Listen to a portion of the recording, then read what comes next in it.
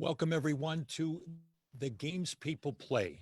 Games People Play, a new sports podcast, just what the world needs, another sports podcast. Bernie Corbett, I am your host. I have been broadcasting and writing about and researching sports here in the Boston area for, dare I say it, almost 40 years, beginning in 1983.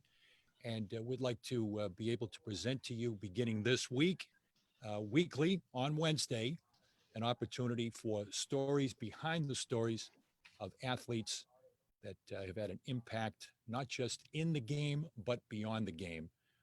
The man in full, the woman in full, if you will, is what we will attempt to do each week on the games people play. Very pleased to be here with our host location, which is the world famous Sports World here on Route 1 with the impresario Phil Castanetti, our good friend, hosting us here, New England's largest sports memorabilia store. And if you haven't had an opportunity to come to Sports World, well, believe me, you've missed out.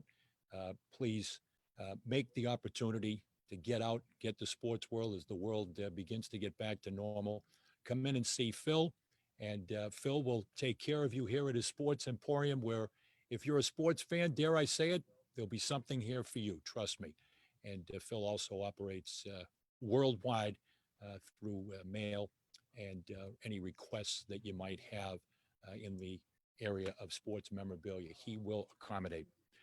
Once again, this is week one, episode one, season one, and we're very excited about where we will start with the games people play this week. And our guest is Reggie Smith. Reggie, a 17-year major leaguer, played in almost 2,000 games, seven-time All-Star, Gold Glove winner, a World Series champion, four times appearing in the World Series, 314 career home runs, drove in 1,092 runs, scored 1,123 runs in his career. And as a great tribute to Reggie, his impact on the teams he played for, you might ask. Well, in 14 years of his 17-year career that Reggie played at least 70 games, his teams never had a losing record. And I'm going to go out on a limb and say that Reggie certainly was instrumental in being able to compile such an exemplary record of success over the course of his career. Reggie, we want to welcome you in. Pleasure to have you with us here. And once again, I'm going to try to make the guest as comfortable as possible. Thus, I am wearing a Brooklyn Dodgers hat. I have my Montreal Royals, Jackie Robinson flannel. Since both you and Jackie Robinson made stops in Canada before coming to the major leagues, you with the Toronto Maple Leafs in the International League, and Jackie Robinson with the Montreal Royals. And of course, as a Red Sox fan, I do have the Red Sox t-shirt. And just to prove how much love we have for you here in the games people play, Phil has accommodated me with a Reggie Jackson button. I believe that's circa about 1968. So welcome. Excuse me. What did I say? Reggie? Yes. Reggie Smith button. I'm sorry.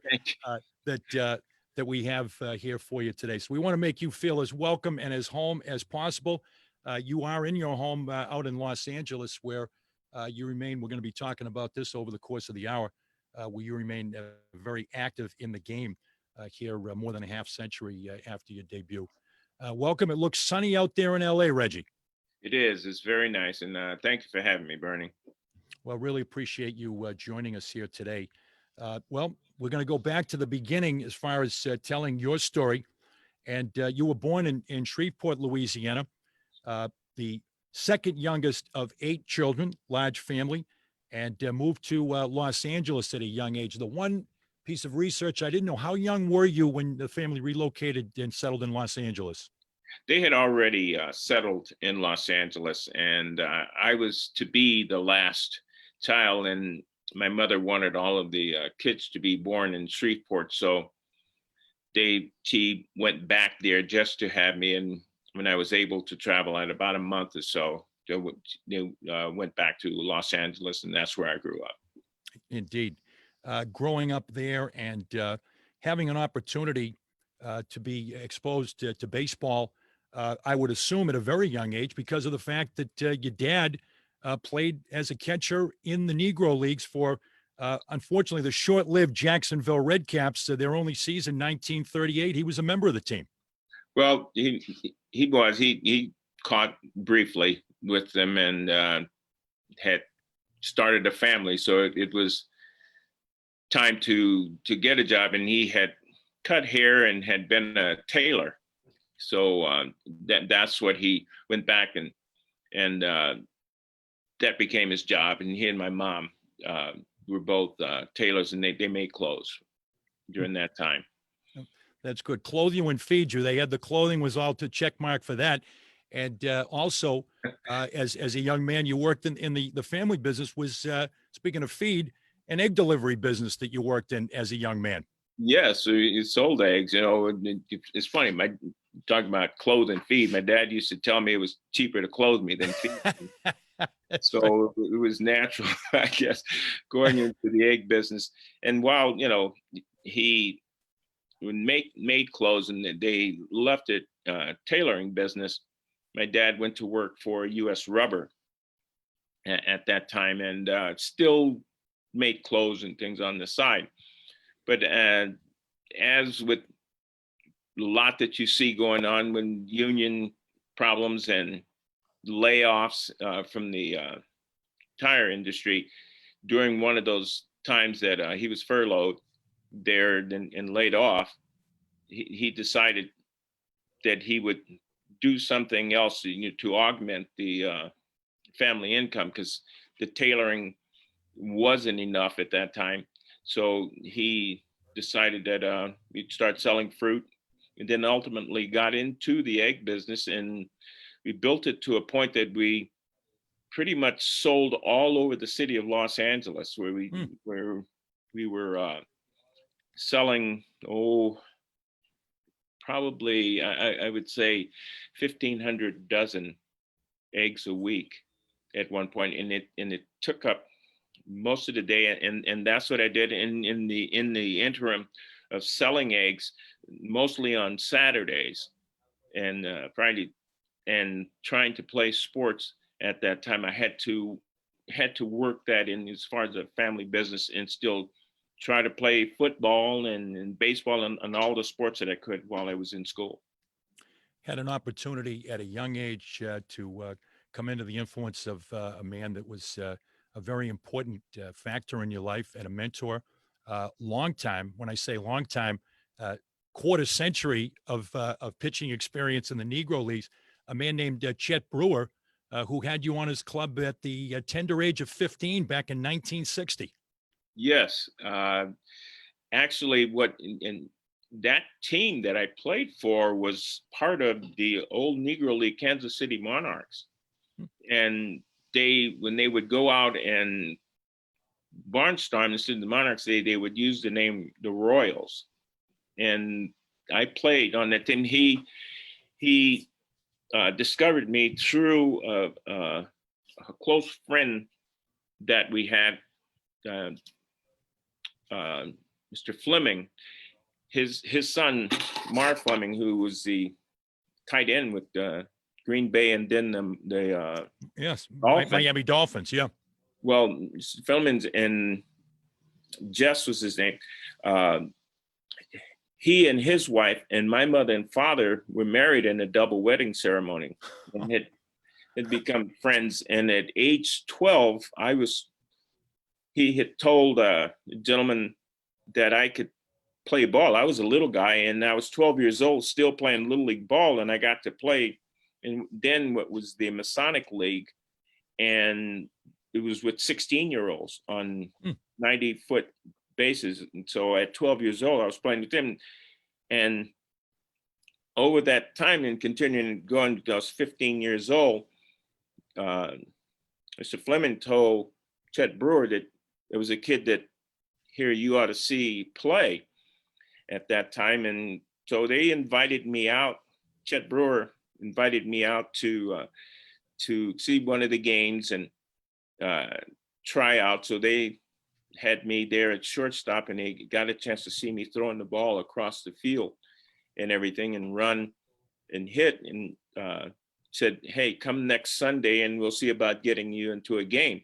Well, this game was guys, part of that old Kansas City Monarch team that these guys would play on Sundays and barnstorming around, and they collect money, for that. And at the time, I didn't know that when I did get a chance to first start playing, that they were paying my dad. They were giving him $15 to have me come out. So I guess I was a professional at age 15. You turned pro very early, not Yeah, even aware of the fact. That's right. right. That's right. And obviously, as you mentioned about football, excelled all sports, all-around athlete, Centennial High School, all-state status in both baseball and football. And from all indications, you really enjoyed the football experience. And I assume that there was some colleges that were knocking on the door at the time for the possibility of you being recruited to play collegiately. Well, there were teams in schools that they were looking at me, chance to maybe play football, that was my first love. As a matter of fact, I Yeah. wanted to go to college and play football, and my dad wanted me to go to college because at that time, I would have been the first in the family to have gotten a scholarship to go to college and get a college education. But as things would happen, my dad got sick, and like I say, still had the egg business and everything, and I looked at it as an opportunity for me to do something to help the family, because he had always said, when I get old, I want my boys to take care of me and your mother. And that always stuck with me, because my older brothers and sisters, they were all gone out of the house, and it was just my younger brother, my sister, and my niece that were there. And family was very important. Family was everything. And in having those discussions and having to ride with my dad a lot while we were out on the egg route, I actually got to spend more personal time with him than my older brothers and sisters, and was very close to him for that. And when he got sick, the immediate effect was are we going to lose Pop? And how, and we were going to continue to be able to support the family. And so at that time, there was no draft. So you could literally sign with any team in baseball at that time as a free agent. And I didn't know it at the time that the guy who ultimately saw me playing, aside from Chet Brewer, who he had been following me since I was 11 years old, 12 years old. Wow. In Little League. And, the all-star tournaments that they have coming along. Well, it was in one of those tournaments that against, I believe it was West Torrance at Torrance, that he had seen me as a Little League player. And the one tool that they said always stood out was that I could throw, and with my arm, and this little guy that he used to say was this little stick of dynamite. That because I led the Little League that I played in 2 years in a row in home runs. So he had followed me that whole time. And then Mr. Brewer, Chet Brewer, was also doing some scouting for Pittsburgh at that time. And there were several of us on that team, which I, at some point I'll tell you about, that asked if I wanted to sign. And then 1962, I had also done a trial with the then Houston Colt 45s at Dodger Stadium. So I knew that there was some interest in me at that time to maybe sign a contract. And in June of 1963, I had gotten an invitation by the Minnesota Twins to go back to Minneapolis, and they took kids from all over the country, and they flew a bunch of us back there to this showcase tournament, and Sam Mealy was the manager. Billy Martin was his bench coach and third base coach, or at that time, I believe. And they saw me in out of the, I think 90 something kids or 16, whatever number it was, I was one of the ones that they wanted to sign, and ultimately wound up signing with the Minnesota Twins at that time. Like I said, Pop wasn't too happy about it, but when I told him why I wanted to do it in everything, and he said okay, and he says, whatever you do, don't look back, but you have to promise that at some point you'll go back to school. And so that's how I wound up signing with the Minnesota Twins in 1963. And that first year, you turned out to be your only year in the Twins organization. You went to the Appalachian League in Virginia, in Whiteville, and a little bit of a culture shock for you right away as an African-American ball player to suddenly be parachuted into the American South in 1963. Very true. Yes, it was quite a cultural awakening. I remember my dad telling me before he was taking me to the airport there, and he explained. He said, "Let me explain to you about the South now and everything." And I told him, I said, "Oh, Dad," I said, that was in the past. Things have changed. Because growing up in L.A., I was never exposed to it or experienced it, because I went to school with white kids, black kids, Hispanic kids, and grew up. It's something that many people don't know. I actually tell people my first language was Spanish, because my folks used to leave me with a Spanish-speaking family when they went to work, and they spoke to me in Spanish. So I had to learn English so that I could go to school, go to kindergarten. But him telling me about that, and I'm telling, "Oh, Dad, that things have changed." Well, it was an immediate shock as soon as I landed in Bristol, Tennessee, and was exposed to the racism at that time. And it was a pretty tough time for me, my first half season in Whiteville, because the natural tendency was to fight back. And instead of, hey, this is the way things are, and you have to accept it. It was something that I never did accept, and but ultimately had a chance to experience it and know what it was, and eventually move on to get me to where I am today.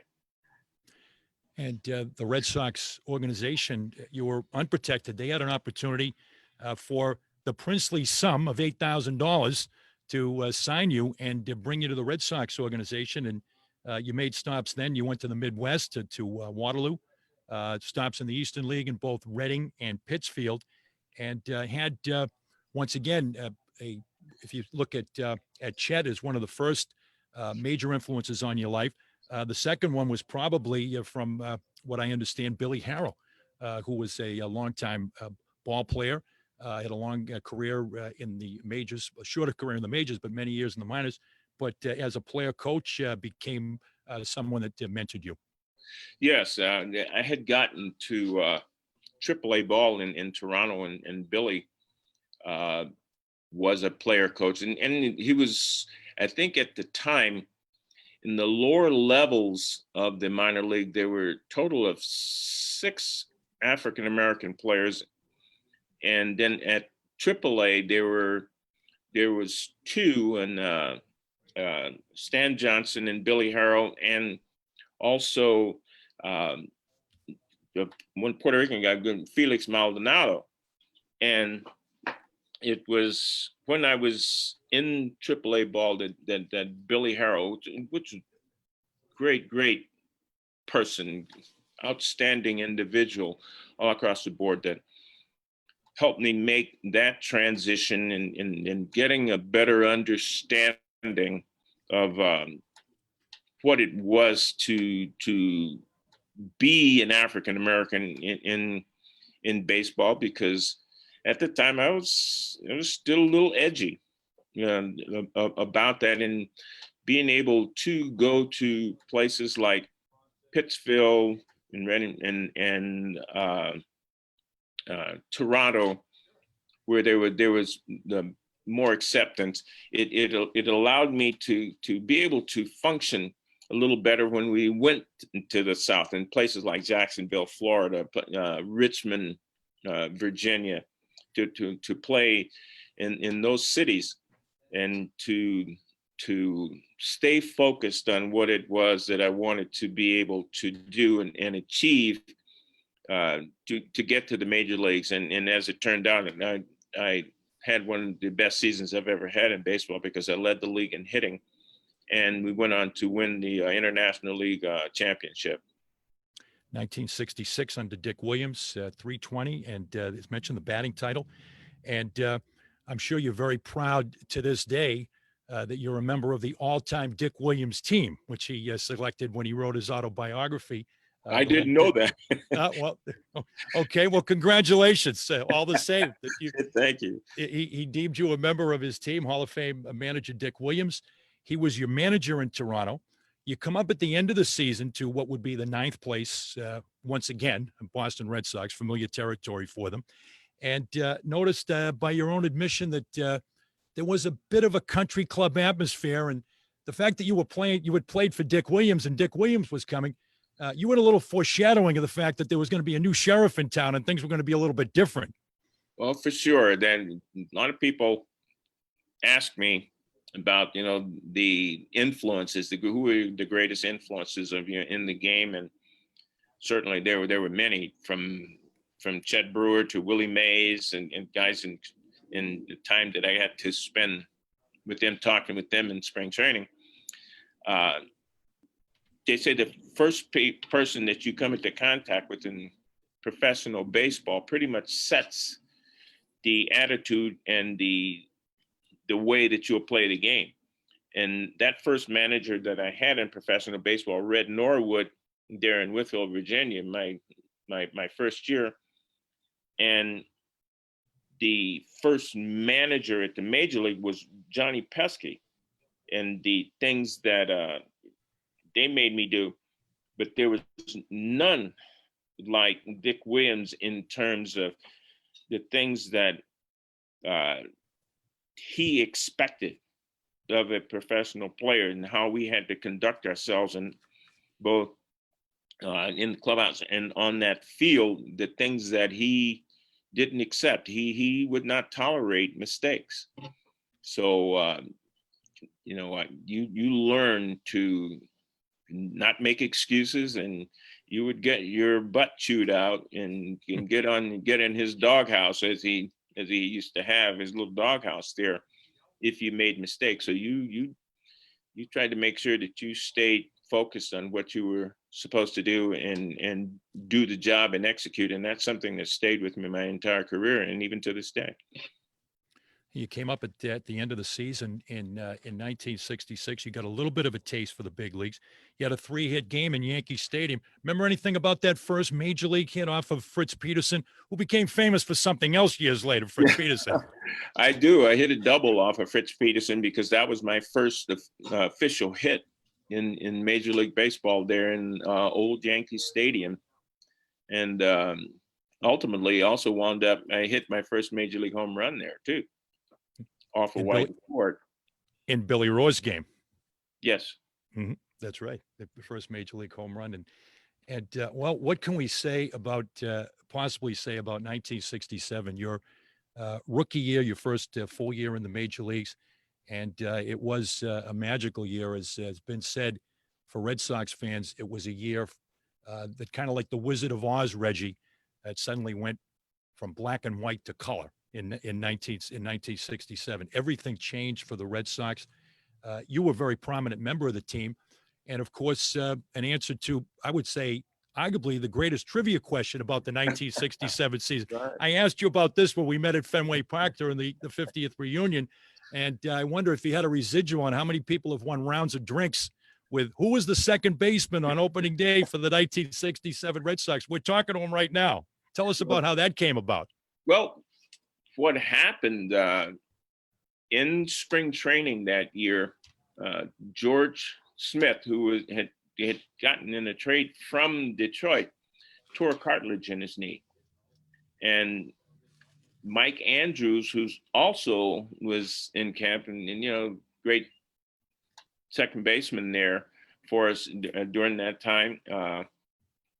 Mike's back spasm, and he back went out on him, and they were trying to decide. Well, they would have had to have made a roster move to taking someone off of the 40-man roster to bring up another player. And his name was Al Lear. They would have had to bring him in. So that meant they would have had to drop someone off the roster to add Al Lear on, and them deciding how they were going to do that. Eddie Popowski, Pop, as we call him there, Pop said Reggie can play second base because in 1965, I had played some second base for an injured player in Pittsville, and he remembered that I could play second base, and so he told Dick that Reggie can play second. So they came to me and asked me, says, can you play second? And I said yes, because I knew with two guys out, it was for sure I was going to make the roster. Right. And that's how that came about. So the latter part of spring training, I went into the second base slot to play there and opened the 1967 season. So that is who's the opening day second baseman for the Boston Red Sox in 1967. It was myself. In that lineup, Jose Tarnabo in center field, leading off, Joe Foy batting second, Yastrzemski third, Tony C fourth, George Scott fifth. You were settled in the sixth spot ahead of Rico Petrocelli, the shortstop, Mike Ryan, and Jim Lonborg on the mound that day, as he was on the final day of the season. So many highlights to that season, so many twists and turns of the greatest pennant race really in modern history, with 4 teams coming down to the final weekend, 3 teams to the final day. You figured prominently in a number of those games. Is there anything in particular that you think back on that season that stands out about your very significant contributions? Yeah, I was there, and I had struggles early hitting, getting moved back to center field, and in June it seemed like, okay, finally I got myself together there, got my act together in being able to hit it and produce like I knew that I was capable of. But it was just a time that team came together in such a way that it was a matter of, hey, Yaz is having a great year. And it seemed like every time that we would do something, no matter what the situation in the game, if we were behind, it came down to, hey, let's get someone on and get Yaz to the plate. And he came through for us. So I'd like to feel that, yes, I was a part of that too. If it was an opportunity, if yes, certainly I was hitting behind him and everything, but he inspired the guys behind him. And to me, that's what a true superstar is. And when you make the people around you better. And I remember that and the fact that how the little things, the little suggestions that he would make as a veteran player at that time, and of the nuances of the game, the nuances of the situation, and then couple that with a trade that we made at that time to get Elston Howard. And I wound up rooming with Elston. So those are significant moments that stick out the most with me in being able to finally feel like I could contribute to that part of it, us winning. Because like I said, there were some struggles early, and Elston helped me through those, because I went through one stretch there. I think I struck out like around either 9 or 10 times in a row. I know that there was some personal separation. You and your wife, Ernestine, noted that when you were in Pittsfield, you actually commuted back and forth uh, to New York. She was living in New York. You went to ball in Puerto Rico that winter. Now she was back in California. So that probably had you a little bit rattled during the first couple of months of the season, just on the home front, as opposed to what was happening at the ballpark. Well, that was 1965. There after I got called up and everything, but fortunately, when that first year when she did finally get there, and we moved into Norwood, Massachusetts at that time, that kind of helped settle things down for me a little bit. Get you out of that slump. Yeah. That's right. As they say, yes. Exactly. Went a long way to accomplishing that. And just for a moment, I got to just bring this full circle, Reggie. I attended my first game with my grandfather August 22nd, 1967. You were in center field. Unfortunately, it was a 3-2 loss. 1 for 3. You had a double off of Bob Pretty, and you were intentionally walked. So I had to interject my own personal. Oh, wow. My first game, you were in center field. Anyway, I don't know if you remember about the double off of Bob Pretty that night, but nevertheless. No, I don't. I remember later on, 68, 69, I think I led the league in doubles. Yes. So it was something to be able to learn to hit that ball the other way, not to hit off that wall. So I'm glad I did something in that game, your first game.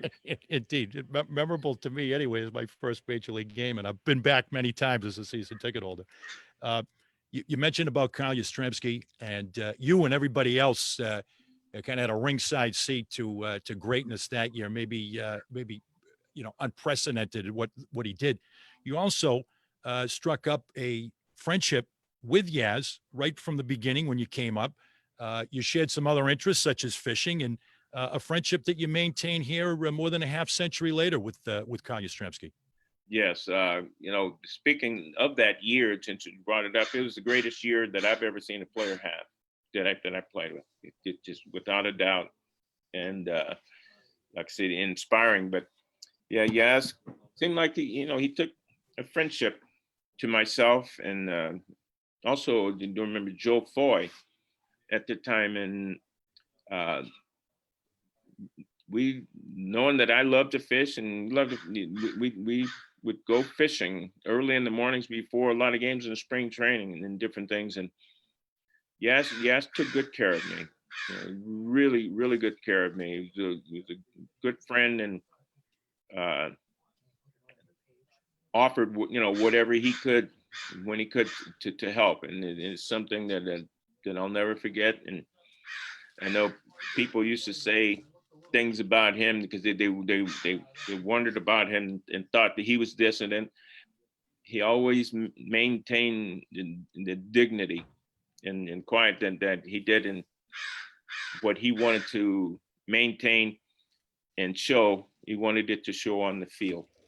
And it did, and that's something that I learned from him. That's aside from many things, especially from hitting and things and playing that wall, and playing the outfield.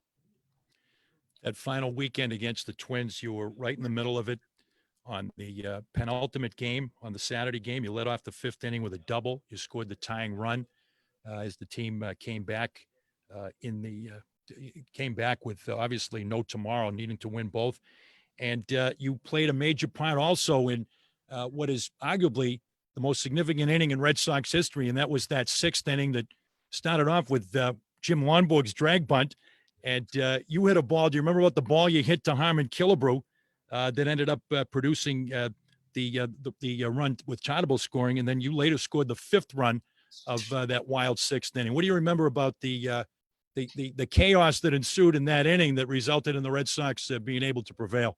There've been so many different things, and it's hard to recall. I just know that during that series, that whole series, and at that time, I kind of felt like it was almost a dream, because and I say that because even in the last game, that night before, I had a dream of the fans pouring over the stands. That's what it looked like. So that's what I remember the most, and being part of the hits and all of that, not so much. Hmm. It's just that last game, you, because of the dream that I'd had the night before, and then when we did win it, to see the people jumping over the fences and everything was phenomenal. And it's just that part of it. What I did, I've forgotten most of that. I tell people there are three forms of this disease. They call, you have Alzheimer's, you have halfheimers, and you have sometimers. And sometimes I remember, sometimes I don't. And I always refer, Reggie, to the three stages of life. There's youth, middle age, and you look good. Yeah. And you do look good, Reggie. You look wonderful out there in California right now. Tanned and rested, as we say. Played in the World Series. I was just actually taking a look at your home run, sixth inning, and part of once again a record-setting historic inning with the three home runs in the sixth inning, the three home run inning there, and it's amazing to look back now more than a half century. The Red Sox almost falling short. It was almost an anticlimactic World Series because of everything that you had gone through that year. Get there, right? Indeed, what you accomplished to be able to emerge from that unprecedented pennant race, and there was nothing but good feelings, obviously, that followed. And you mentioned as far as your time with the Red Sox, the next year, leading the league in doubles, and also won your Gold Glove in 1968. You had a pretty good offensive year in the year of the pitcher the next year. Well, yes, and that was, I look at it as maybe the maturation of becoming a major league player had started to kick in at that point. All of the little things felt more comfortable, and it's a slight increase in my batting average and overall production at that time. But that was a part of it. That another full year under my belt, and knowing more about what to expect at that level, at the major league level, and making those adjustments. And it was really a fortunate year for me too, because playing center field and having the great center fielders in the league that they did, and especially Paul Blair, who, yes, to me, and was still one of the best center fielders in that ever in the American League. So, to win that Gold Glove at that time against him, it was quite an accomplishment, quite a feat at that time. You played through 1973 with the Red Sox, and it just seemed that maybe at that point it had run its course. Your time in Boston, and you had an opportunity to be traded to the National League. And I know that you've been quoted as you look back that you were somewhat of an American League player, National League player that was trapped in the American League. So it seemed to be a natural progression for you to make your first National League stop, and you thrived when you went to a great baseball town, St. Louis. Yes, at that time, the National League had many of the true superstars in baseball at that time, in the National League, and they played a game that relied more on the stealing, the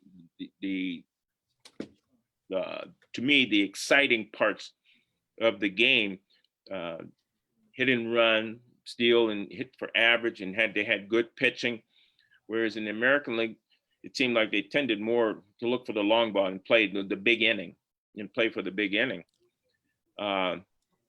And going over to St. Louis, and I know it at first in reading some of the clips and articles that were written, that I was, going to a different league, and I'd probably struggle over there. And it was right at home for me.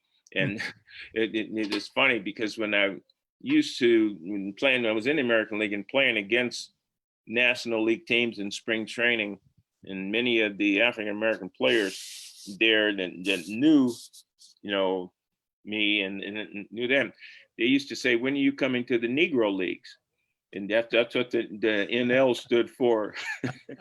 You know, so, you know, when are you going to come over to the, you know, to the Negro Leagues and everything? And that's because, you know, they had more African Americans in the National League at that time, and many of them were the true stars of baseball at that time. And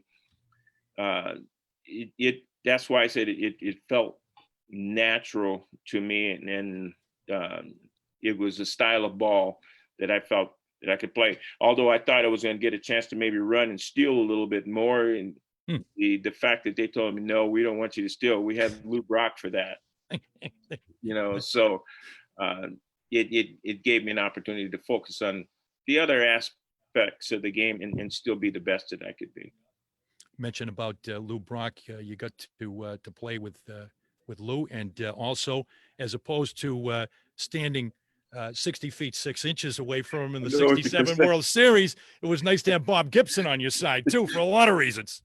It was. Bob and I became pretty close there while I was there in St. Louis, and a good friend, and learned a lot from him, learned a lot from Lou. And the one thing that fierce competitor that was out there on that mound that we faced in the World Series, he lived up to every bit of it as a teammate. Never made excuses. Oftentimes went out there when he wasn't 100%, you know, with having to have his knee drained and having to have his elbow worked on to get straightened out before every start. And he took the ball and he went out there, and you wanted to go out there and compete for him. I remember him saying after a game there that our shortstop at the time had made a couple of errors, and after the game, he said, "Well, what do you think if he hadn't made those errors?" And he said he wasn't trying to make those errors. He says, and I didn't think about that at that time, because he still wanted to win in the game. He said, I wasn't thinking about that at that time. I had to think about what I was going to do with this next guy coming to the plate, because he was the only guy who could hurt me. So that's what I had to do, and that's where I focused. And like I said, he never would blame anyone, and he took that ball. And when you hear that and know that when he comes to that ballpark, that he's given 100%, well, you knew that whatever you had that day, no matter how you felt, that if you could get out there, you were going to go out there and give 100% of what you had that day. Immediate impact in St. Louis. Once again, very smooth adjustment to the new league, hitting 309, 100 RBI season, and also spent some time with presence of Bake McBride. You went over to right field, which with your noted throwing arm of your era was really kind of a natural opportunity for you to play that position. Well, you know, after I had made the transition from center field to right field, they're actually in Boston, because at the time they brought Billy Canigliaro in to play center field. So they moved me over to right.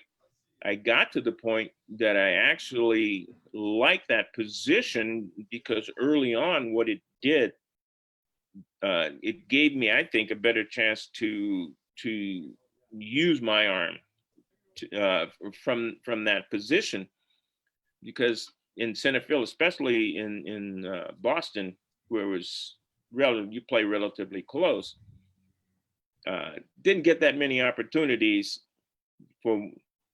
after I won the Gold Glove, because of the number of assists that I had, that they stopped running on me. And then when I moved to right field, figuring it was a new position, immediately they challenged, and I never forget a game, I think against Detroit, and I threw out, I think, either 2 or 3 runners, 2 at second base and maybe 2 at third base and 1 at home. And from that time on, I told him my favorite sign was the third base coach raising his arms like that to hold the runners, and I took pride in that. So when I first switched over, I think Al Kaline was still in the league, and he was the right fielder, and he was still the model that you use in the standard of excellence out there that you try to achieve as in being compared to an outfielder, because the guy didn't make mistakes, and he played the position like he was supposed to. So you try to model that. But the thing after going to where I had the full season and playing in a new league in the National League there, I took pride in the fact that runners didn't run on me. They didn't. The pitchers liked it, because I said, what's important to me is if I can keep the double play in order, it gets you out of a lot of innings. Double play, can get you out of innings. So I took pride in learning to be more accurate in my throws and getting to the ball quickly, and gaining that respect that we don't want to take a chance. After 3 years in St. Louis, there was a question as far as the Cardinals' kind of a free agent loophole in terms of being able to re-sign you. And it offered you a great opportunity, an opportunity to come home and be a member of the Los Angeles Dodgers, and to be able to really to drop right in the middle of the Dodgers, almost a perfect storm, if you will. I know you've referred to the fact that the team that you played on immediately in 1977, maybe the best all-around team that you ever played on, one of two National League championship teams that you played on back-to-back, and 2 seasons that you were fourth in the National League MVP balloting. Well, that was kind of a unique situation, because to digress a minute, I actually had an opportunity to choose between 2 other clubs.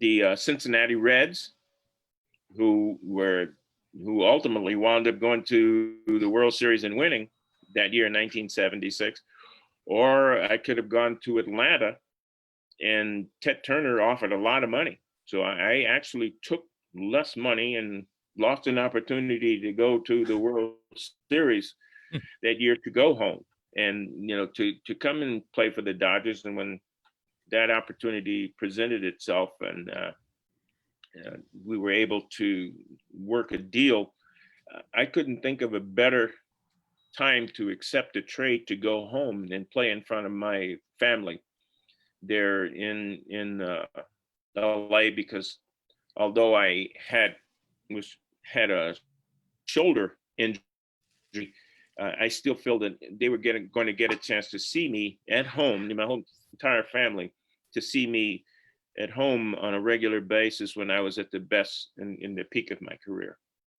Well, So indeed, coming to, in getting ultimately with that ball club, and what we were able to achieve and do in subsequent years, and especially starting from 1977, without a doubt, that was the best overall ball club that I ever played on.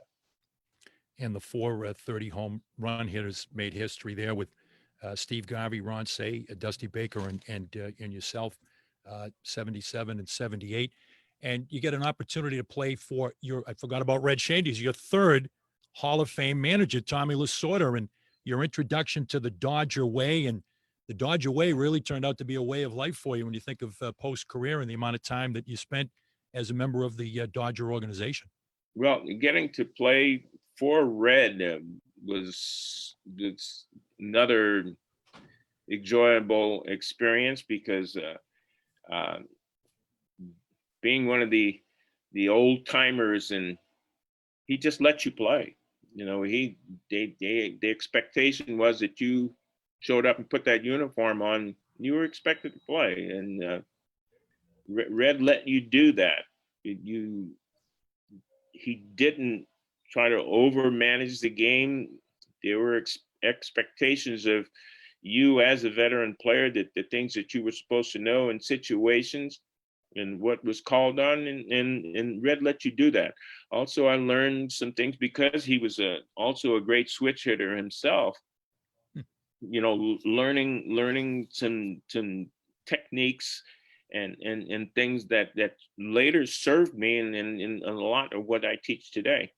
Then ultimately, you know, coming to LA, and Walt Alston was the first man in coming into contact, and he was similar personalities uh, and styles of Shane Deans, to where the veteran players, he expected you to execute the things that had gotten you there, the things that your reputation, anything that had preceded you in your abilities.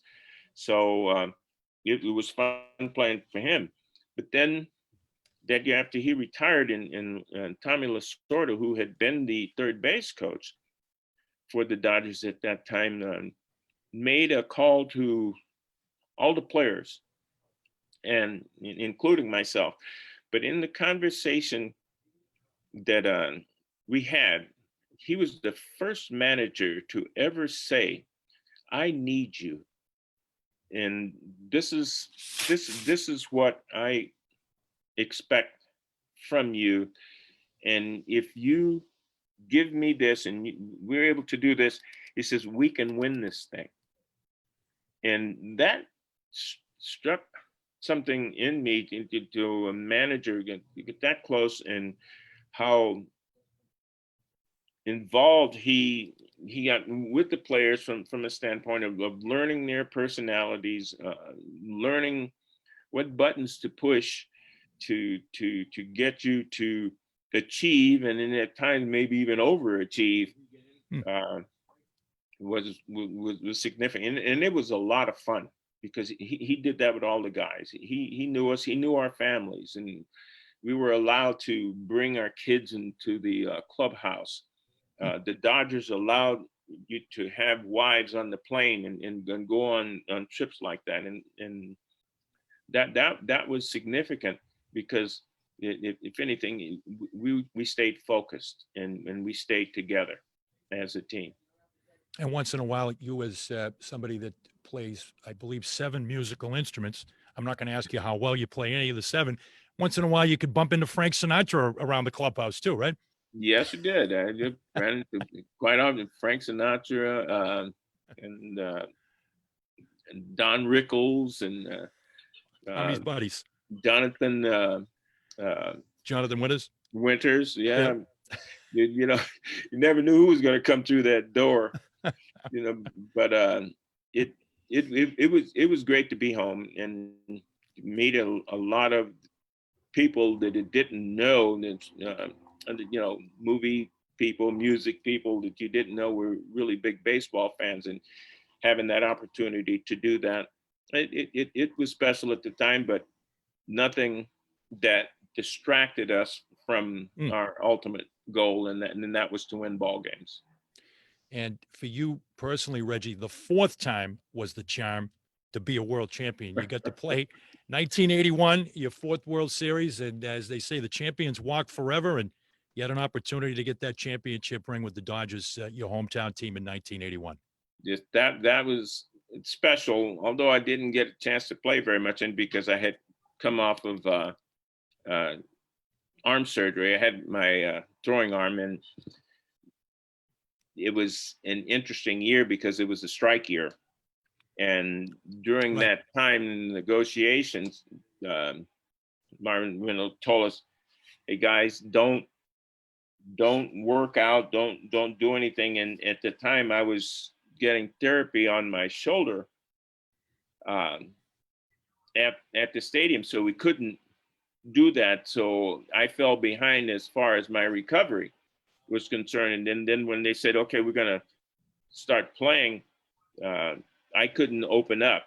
I made the team, but and then I remember telling Tom, I said, you know, yeah. He said, "Well, you can go out there and just don't throw us. It's not fair to the team, because that would be exploited, me not being able to having that guy turn that corner. You know, to me, like I said, going from first to third, I took pride in that. So I said, uh, uh, Pedro Guerrero had earned the shot in spring training, had done well in spring training, and he deserved every opportunity to get that starting position. And so I was relegated to a bench coming off as a pinch hitter. But still, you know, at that time, whatever I could contribute in whatever way I could contribute, I tried to do that. And that was, if anything, mentoring, talking to the young players and explaining to them the nuances. And ultimately, we got a chance to play in the World Series and got in at bat in the World Series, and was there in Yankee Stadium when we finally Yep. won the World Series and get that ring. And like I said, that's every little boy's dream, is to not only play in a World Series or an All-Star game, but ultimately win it. You finished up your time in the major leagues in San Francisco, playing for Frank Robinson. He became the first African-American manager with the Cleveland Indians. Now he was the manager of the Giants. And you have the distinction of just the second major leaguer to have represented your team in the All-Star game in both leagues, and also to have played in the World Series. Second, following Frank Robinson, and you had the experience to play for him. Yet another Hall of Famer. Yeah, you know, that Frank and I shared a lot of first together from that standpoint, because we were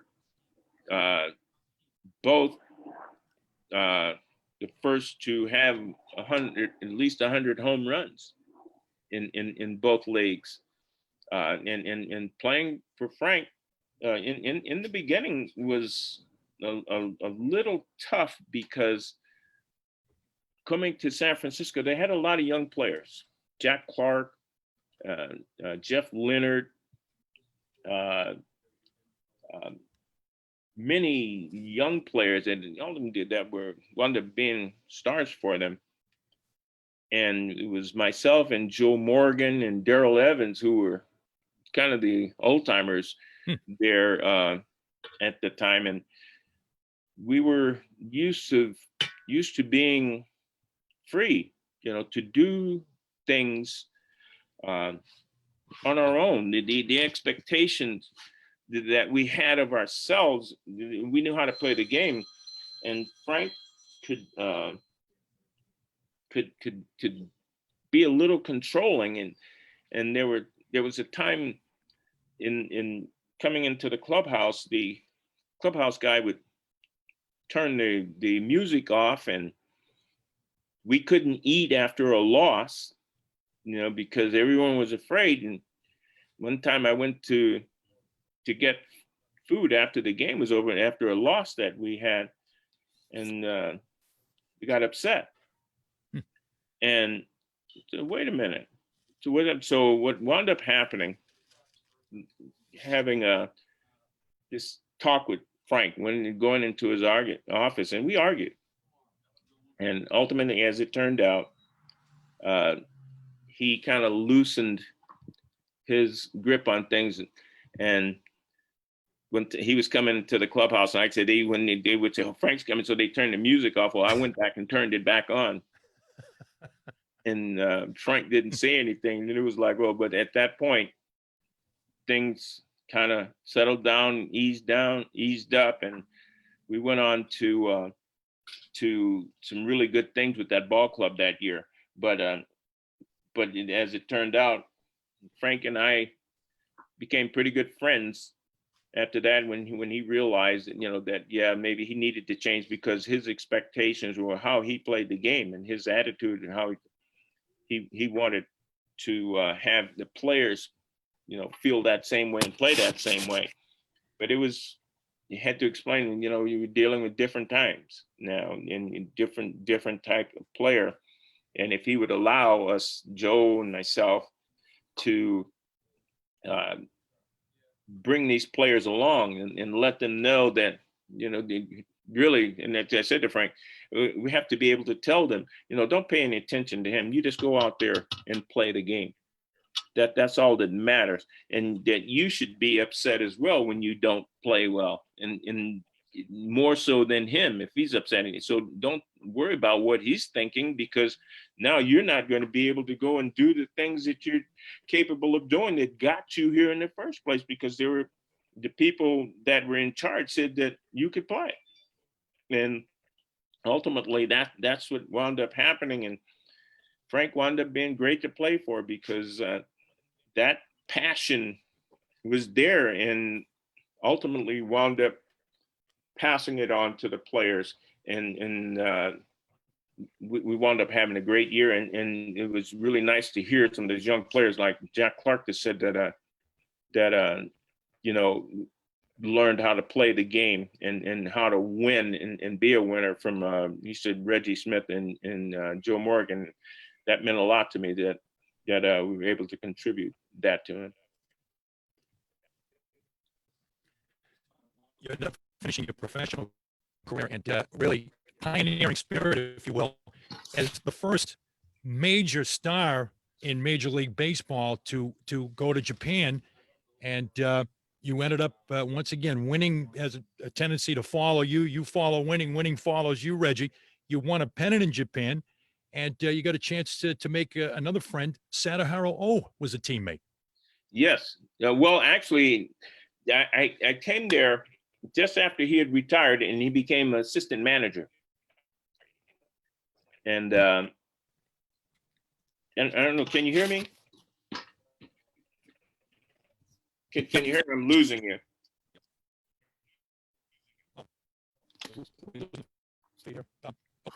can still hear you, Reggie. Can you hear me?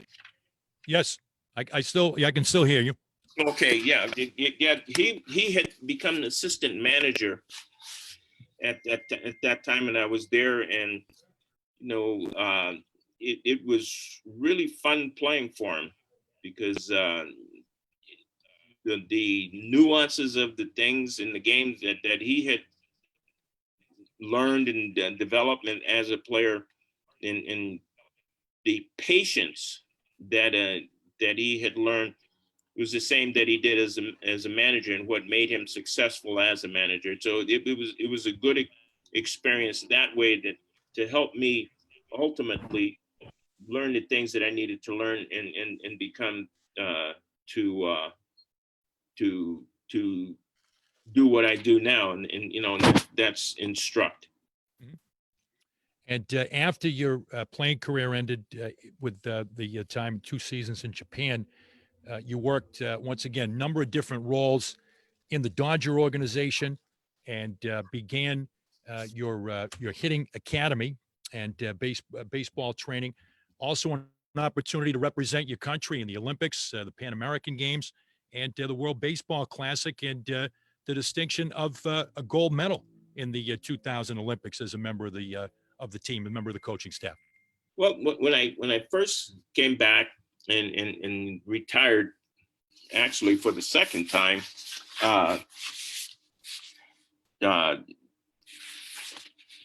the Dodgers, called and asked if I had any interest in coming back and coaching at the time. And at first I said, not really, because I had started my own business at that time, which was an ethnic hair care company that and a wholesale computer supply business.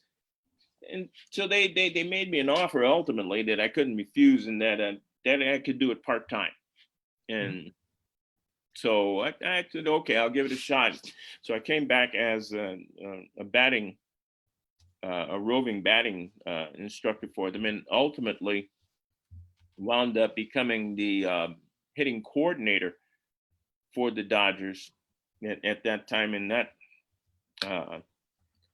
propelled me into becoming the field coordinator, which was like the assistant farm director at that time in the organization.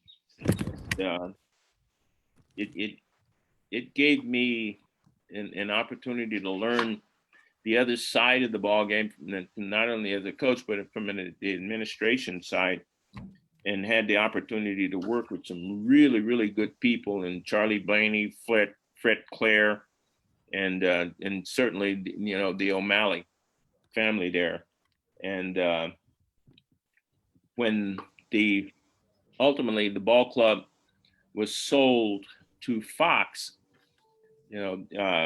at that time in 1998, I had been recalled in 1993 to the major league as the batting coach and first base coach for them, and had the opportunity to work with the 4 consecutive rookies of the year, and Caros, Piazza, Mondesi, Nomo, and ultimately it was 5 because Todd Hollingsworth. Yep. Were the 5 guys. But when the ball club sold to Fox, they wanted me to go to Albuquerque to manage, and that's not something that I wanted to do. At that time, especially after there was a chance that I probably was going to become the first African American manager for the Dodgers. They asked me to go there, and they said that they were going in a different direction. And at that time, I said, you know what, you're right. We're going in different directions. And I went home. And in doing that in 1998, and it gave me an opportunity to do what I'm done to set up my baseball academy that I have here. And in the process of doing it, my real good friend, God rest his soul, just passed away, Bob Watson. Said that they were going to be using professional players in the Olympics, and that the U.S. needed to qualify. And in the process of doing that, we had to go to the Pan American Games.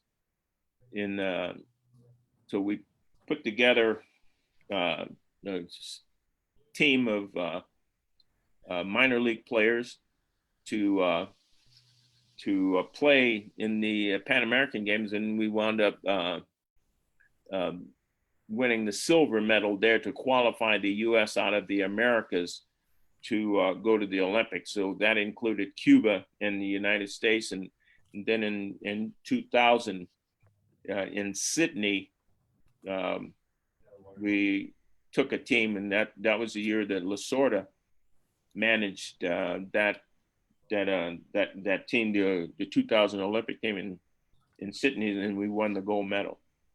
So it was quite a feat. And at the time, Phil Reagan, who was the pitching coach at the time, after it was all said and done, I said, Phil, Dad, do you realize something? And he said, what is that? I said, right now, we're the only 2 players that have played and won a World Series and won a gold medal. Nice. Yeah. Yet another distinction of your career, Reggie.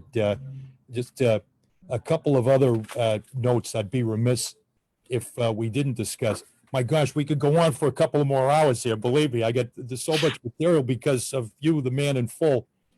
Mike Piazza and your influence on Mike Piazza. Many people had probably no idea until he stood up at Cooperstown in his Hall of Fame induction speech. Just to give us a little insight about what that was all about, and your impact on Mike Piazza, which obviously was significant. Well, it was really special because Mike flew my wife and I back, put us up in the hotel there for his induction ceremony, because that was his way of saying thank you and wanting to recognize what he felt that I contributed to his career and the opportunities he had. And I guess it was born out of the fact that he was considered no prospect, and they wanted to release him many times. And at the time, we kind of had a rule that you'd say if you fought for a player, you had a chance to keep him. And it's something that a conversation that I had with Peter O'Malley back in, what was it, 1989, 1990, somewhere, 89, I think it was. I had gone to Salem, Oregon, where Piazza was just kind of a fill-in player, the backup player there, and had gone in as the, as the hitting, roving hitting instructor, and was working with that Salem ball club. And after that, I had gotten dressed and coming and was sitting in the stand. It just so happens Peter O'Malley was there, and his son. And during the course of the ball game, I was sitting there doing my reports that needed to get in to the farm director there on the players that I had seen. Peter O'Malley asked me, Reggie, who are the prospects on this team? And this was in the Northwest League. And I said, well, I know everyone says so and so and so. I said, but the real prospect here for me is Mike Piazza. And he kindly sat there for a minute and then turned and looked at me and asked me, why do you say Piazza? He says, do you know the story about how he signed and everything? I said, yeah. I said, I know all of that. I said, but he has something that you can't teach. And what he needs is time. And he said, well, what is that? I said, he has power. He just has to learn how to use it. And I said, and he's 6'4", and baseball is a little man's game. What do you mean by that? I said, everything that you're taught in baseball and the fielding, what did they tell you? Stay down. Where did they tell pitchers to throw? Keep the ball down. I said, so you got these guys that are going to be over 6 feet you're asking them to play small. In theoretically, and so that's why I say a little man's game.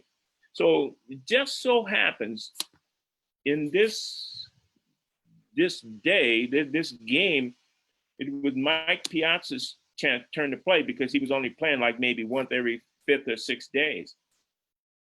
His first at bat, he comes up and he hits the ball over the center field batter's eye, which at the old Chemeketa ballpark was like 420, 430 to straightaway center.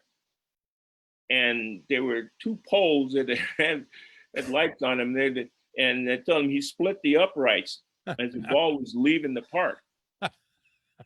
His next at bat came up and hit a ball over the left center field light towers. His third at bat, he missed a home run to right center field. It hit the top of the fence for a double. So now I'm joining. So after the game, Mr. O'Malley says, what are you doing for dinner? I said, well, I was just going to grab something on the way back to the hotel. I got to finish my reports. I said, Charlie Blaney. I said, Charlie, I got to get the reports in.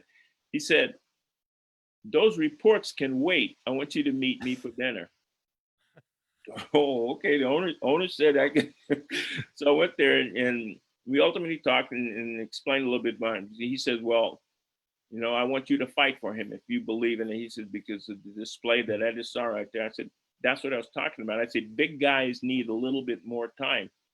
So that winter during the organizational meetings, I literally had to fight for him because he was in the bubble to be released. And it seemed like every spring thereafter, I would have to fight just to keep him around. And some other things wound up happening that got him opportunities. And then when that happened, he wound up quitting. And then I had to go get him. You flew down to get him, as I recall the story, yes? Yes, I flew down to get him, made him come back and apologize. And the rest of it, he made a promise that he would do whatever they asked him to do, whatever dirty job was, fought for him. And ultimately, in a meeting that a player, one of our 40-man roster guys had quit, and so it opened up a spot.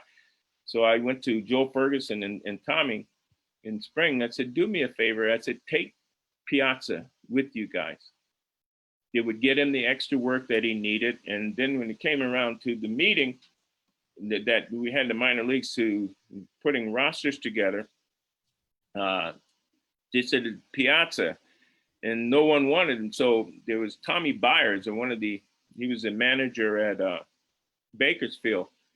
I was kind of kicking him under the table. I said, "Do me a favor," and I said, "Say you'll take Piazza." And he looked at me like I had two heads. And he said, "Tommy's already mad at me because Lasorda's already because I said he was no prospect when I had him in Salem." So he said, so finally he said, "I'll take Piazza to Bakersfield with me." And then they looked at him like he had two heads. But he wound up going to Bakersfield and had a great season there. And they wound up winning the Cal League pennant there. And he went to Mexico and hit another 17 home runs. And I think for the year, he wound up with like 39 home runs. The next year, he got promoted to AA ball. From AA ball, he was there and he was hitting like 360, 370. And a catcher went down in Albuquerque. And Kevin Kennedy, who was a manager at that time of Albuquerque, had called and said, "Hey, we need a catcher. We need someone that can come up because our catcher had gone down." And they said, "Well, okay, we'll send Piazza," because Piazza was doing well there. And he says, "I'll take him." So I called Kevin and told him, I said, "Kevin, work with him. Just take him and work with him." Well, Piazza went there and really did well, and Kevin didn't want him to send him back. So we were trying to decide, well, what are we going to do with sorry, I can't remember his name right now. So we're going to do it. And I said, "Well, send him to AA ball." And they said, "Well, he's not going to go for that. He's got 6 years in, and he's been catching here in AAA ball for the last 4 years." I said, "Who's the better prospect? Is he going to go to the big leagues or does Piazza?" So they said, okay. So they wound up sending the catcher down. He wound up quitting. Then Piazza stayed there, and then we sent him back the next year to AAA, and he hit 350 again. And the rest is history. And he got the call up in the Hall of Fame. And as a result, you look pretty smart, and I'm sure the owner of Peter O'Malley didn't mind picking up the tab for dinner that night. No, he didn't. Absolutely. Reggie, before you get away, we want to talk a little bit, just a moment, about your current initiatives. But the state of the game today to a 17-year major leaguer, and I guess you could arguably say a golden era of baseball that you played in, just to comment on that. And also, I think I'd be remiss if I didn't let you get away before just giving your perspective on Mookie Betts. I mean, there's some similarity there. He started as an infielder. He's a 5-tool guy. Red Sox, Dodgers. Be interested to see what your thoughts are about Mookie. But the state of the game, and we certainly hope we're going to have a game soon. That'd be nice. You lived through some labor disputes during your career, and also Mookie, as I speak for both coasts here.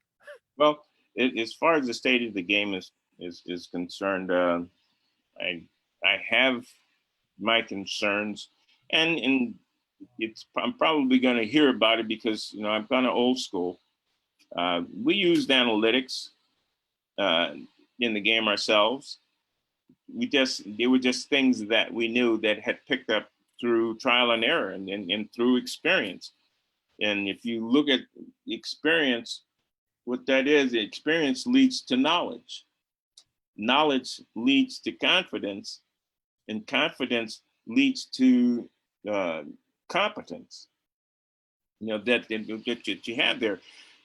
I see a lot of players today that are totally reliant upon analytics, and the game is not as exciting as it used to be because you don't see the base stealing, the hit and run, the bunts, Right. all of these things that to me make the game exciting. And players, and I understand why they're doing, because if that's what you're being asked to do, then that's what you do. They all want to hit home runs, so therefore you see strikeouts, and that's not exciting to me. No. But as we're moving along, Agreed. the athletes are in better condition. They're bigger and stronger, and these are things that they should be able to get back to doing, and that's what I'm hoping for.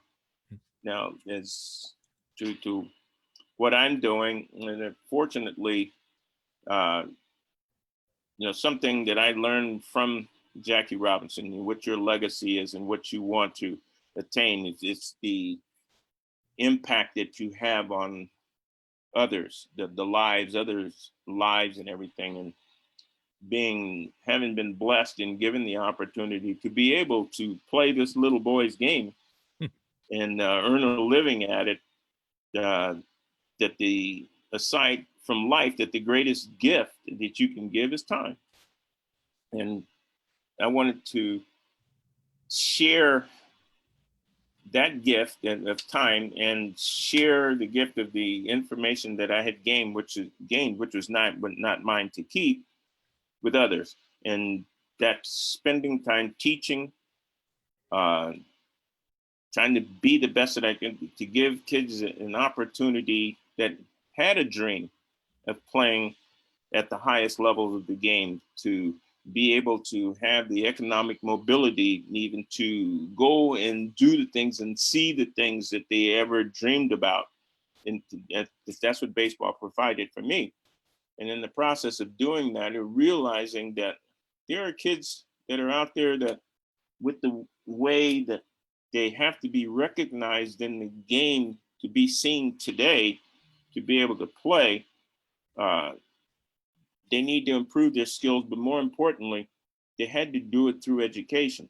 Because when I was, as a field coordinator, I used to tell people the two most important grades to me when I was doing evaluation, and you measure, they could run, hit, throw, field, and hit with power, all of these things that you expected to do at the higher levels. I said the two most important grades to me was attitude and aptitude. And so that's why I stressed education first. I said, because baseball can be taken away from me. They can never take away from me what you have in your mind. And the reason why those two grades are important to me, aptitude is your ability to apply instruction. And when you have that smart player, that's the guy that the manager can trust when the game's on the line. And your attitude says everything. It makes up everything. Because if you took the word aptitude and assigned a number 1 through 26, as in the alphabet, A being 1, and then going all the way to E, the word aptitude would total up to 96. And if you took attitude and you totaled it totaled up to 100. So your attitude will determine your altitude, how high you go.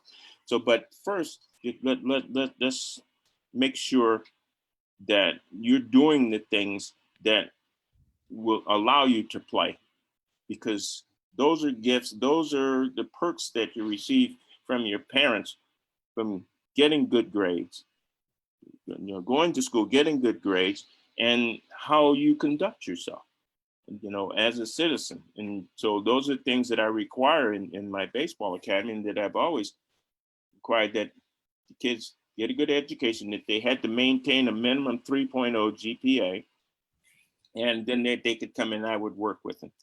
And I've been fortunate to send over 100 kids to college through that. And then ultimately picking up those kids that couldn't afford it, and they like to say underprivileged or underserved. I don't say underprivileged, because that suggests something to me negative. I say that kids that are non-privileged and underserved. So we do what we can. I do what I can to help them to be able to matriculate further, to get that good secondary education that's needed. Because if baseball is taken away from them, they always have something that they can fall back on. And like I said, one of the prerequisites is that they maintain good grades. Indeed, in the spirit of Chet Brewer and Jackie Robinson, as you mentioned, Absolutely. and your Absolutely. mentors. And want to note that Reggie does charitable work and has for decades all over the country, hospitals, youth centers, cancer centers, fundraising, golf tournaments, and other events and initiatives. You mentioned about the Reggie Smith Baseball Academy, also your foundation that was formed 3 years ago. And once again, no stopping you when we arranged the interview. You're working on a new instructional video, and God bless you, still very active and still very much an influence and having a positive impact on your community. And for all of that, you should be commended, sir. Thank you very much, and especially in giving me an opportunity to talk about the founding, the Reggie Smith Foundation, which Yeah, um, provides opportunities. You know, these are things that I had tried to do on my own, and ultimately wound up forming the foundation to help other people. And given that time, as far as charity is concerned, uh, I do what I can, and those people that are out there, especially since my wife has multiple sclerosis and everything. So, you know, I have to give back because she's alive and with me to this day because of the things that the charities have given to gain the knowledge and information and find cures for cancer, all of these things. And if people just keep that in mind and keep their hearts open, we can beat these dreadful diseases, including this one that we're faced with right now. right, with the pandemic. Well, I think just a couple of quotes in closing. I think all dead on accurate. Dusty Baker described you as a foxhole dude that he wanted to go to war with. Don Sutton at one point said you were more valuable than Garvey, and that resulted in, I believe, a wrestling match in the clubhouse with Yeah. Garvey. But nevertheless, but I think he was accurate. And for me to try to make up for my faux pas, and I got to blame this on the fact that Phil Castanetti is probably the biggest Yankee fan in Boston. So the faux pas that I made with the button earlier, I'm going to leave the final quote to a teammate of yours in both Boston and St. Louis. I can remember Peter Gammons used to write John Duffield Curtis III. And when he was asked to compare a couple of Reggies, he said, on the basis of talent, I'd take Smith over Jackson any day. I played with both of them, and I wouldn't hesitate to take Smith's overall game over Jackson's showmanship. Well, I thank John for that. Like I said, I tried to be the best that I could and play the game the way they were supposed to be played. Well, you're still playing the game of life that way, Reggie. And once again, we thank you. And I once again, I couldn't have had a better choice. I think my first round draft pick, if you will, for a guest to initiate the games people play, because you are playing the game of life very successfully, my friend. Well, thank you very much, Bernie, for having me, and good luck to your show. And if you ever need me again, Appreciate. I'll just tap you and say get a bet, just like Williams, Shane Dees, Lasorda, and Robertson there. Put me in the 5 spot there, Coach. There you go. Grab a bat. That's all. Absolutely. Thanks so much, Reggie. Appreciate it. Good luck to you guys. Take care. Thank you. Bye. And we want to thank everybody that made it possible here for our first installment, hopefully the first of many, God willing, of the games people play. We just played with Reggie Smith, and I think we are all the richer for it. Thank you to my producer and confidant and spirit animal. I could call him a spirit animal, Andy Bernstein. Everybody here, the cast of characters here, and they are characters with a lot of character here at Sports World, New England's largest sports memorabilia emporium, to Phil Castanetti, to Ryan, and to Kiwan back on the other coach. Much closer to Reggie Smith than we are. Thank you to Kiwan out in Seattle for helping in all the production. So this was our first, once again, our first of many. Join us again next Wednesday. We will have the information to everyone. Our guest will be Ed Olczyk. So we will be moving to the cooler environs of the rink next week. Until then, this is Bernie Corbett saying, play your game well.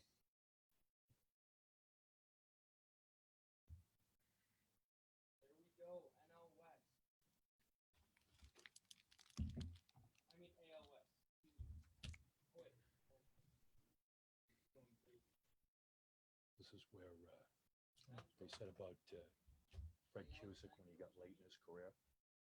He had no idea where he was or what he was doing.